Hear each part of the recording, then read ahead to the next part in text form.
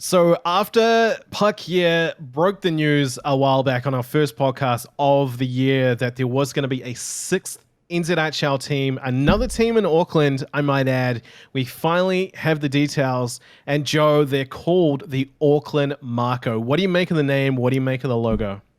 Not a bad name. Not a bad. It's nice in New Zealand, I guess. Mako.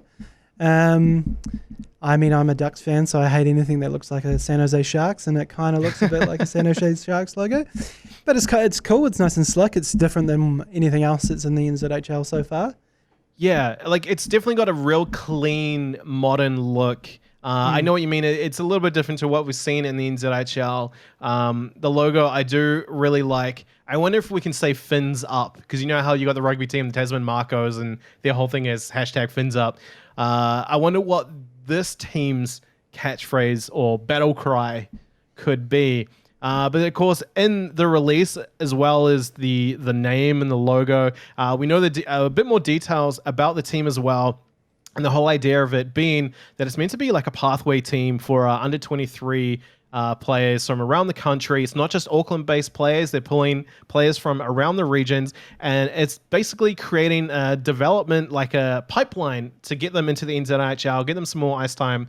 But they're not just throwing these kids to the wolves, so to speak.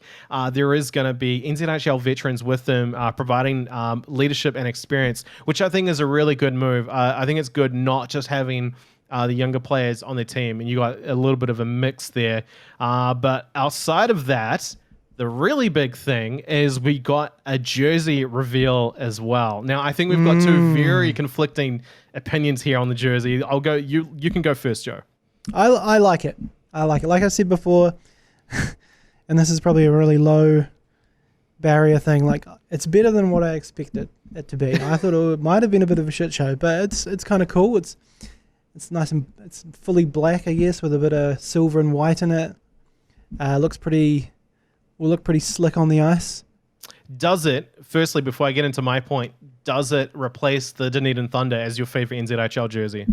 No, the Thunder, until someone comes out with a Hartford Whalers 90s kind of 94, 95, or a full original Anaheim Mighty Ducks home jersey look, the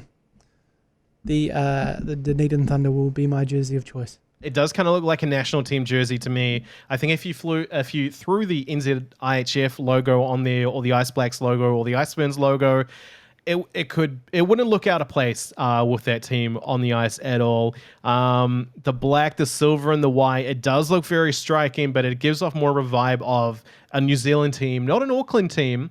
And personally, I would like to see a little pop of color in there. I thought that would have been good. You know, I'm thinking like the Team North America jerseys, or those new neon green Dallas Stars jerseys that are I hate those jerseys. I love them. I hate them. They're monster them. They're Monster Energy cans. I hate them. I love Monster Energy, so maybe that speaks more about me than anything. Subliminal messaging from Monster. Yeah. But I mean, just a little bit of color, maybe a lighter blue or an orange. Obviously, we're big fans of orange here. We got a team in the BHL that adopted those colors. But maybe instead of the silver, I think there should be a little bit more color in there and make it stand out. The one thing that I'm kind of worried about, I know not the Dunedin, the Canterbury Red Devils chop and change their jersey every few years. Some years it's black with a little bit of red. Other times it's predominantly red with a little bit of black. Either way, it's a little conflicting, and it works against the other teams in the league. But I do wonder when they play the Red Devils, how similar that might look on camera. Yeah, you're going to run into a little bit of problems there. Maybe they'll, I don't know, do a home or an alternate strip, I guess, maybe, but no other, NZIHL teams ever had an alternate strip, have they, during one season? I would like to see what this Mako jersey looks like white, instead of the black being the predominant color. But it does look really, like, the presentation and everything is really slick. I think this is a really good step forward for the NZIHL and for the New Zealand Ice Hockey Federation. Obviously, the big thing that Andy Mills has touched on is the development and retention of players. Hopefully, this does this. You know, we see in Australia that they've got a bit more of a tier system. below the AIHL to sort of help players there get more ice time. We don't really see it here, so perhaps this is more of a viable option going forward. What do you reckon?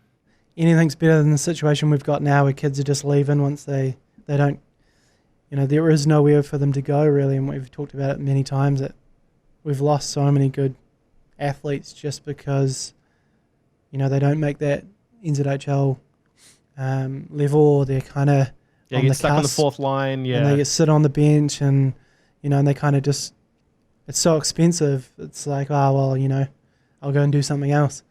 So if this keeps kids in the game for a little bit longer, or young dudes, it's such a benefit for New Zealand hockey as a whole.